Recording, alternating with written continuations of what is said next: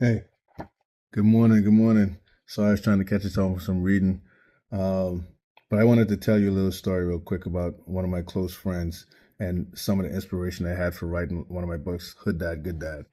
Um, Hood Dad, Good Dad is really a semi story about me and my father, but a lot of the inspiration came from some of my friends and some of the situations I've seen them be in too. And it really has a spark when you think about you as a young man having a father and how difficult that was, but also when you transition from that young man into a father, and then you understand a lot of the things that your father was going through, and it is difficult. One of my buddies, one of my best friends, Jazz Chisholm, not Jazz Chisholm Jr., Jazz Chisholm Sr. Now, the inspiration that I got from both of them was because I have the same type of relationship with my father. It was difficult. We didn't talk. We didn't really have a relationship. And I was doing well in life. But at the end of the day, he didn't know this. My father didn't know this. But there's a lot of times where even though I was doing good, not having in my life, not having him in my life affected me negatively.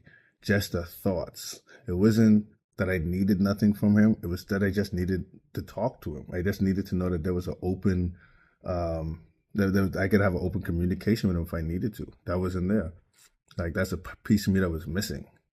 And I know that I don't get into people business too much, but I had somebody even that messaged me this morning was asking me just about that he knows Jazz and Big Jazz and asked me, what does Jazz think about his son's success?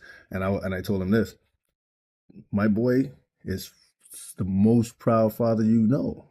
Maybe not as proud as my father. I know my father's proud too, but he is so proud of his son coming from the Bahamas to be in the MLB and not just be an MLB, but to be somebody special, to be a good role model to other kids. Jazz Jr. is a great guy. He's a great kid.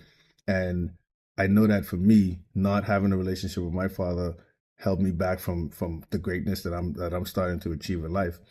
And if it's one thing I could wish for him, my friend Jazz Senior, and for his son, is that they do have their reconciliation to where, because right now when you look at Jazz, big little Jazz out there in MLB, you don't even know that he don't even talk about his dad, right? It's and people don't notice that because people don't care. Like that's the thing about being a dad is nobody cares. They see people doing good and they really, you'll see his mom around, his grandmother, all the females get all the praise sometime, and it's not like we need praise, but it's about that relationship. Like if I have a relationship with my father, that's more valuable to me than him praising me to other people or than anybody thinking whatever they want to think about us. Just knowing that we could talk is a big deal. That's one thing I hope for Jazz. Like I say, that's a part of like the story and part of the mindset behind Hood Dad Good Dad.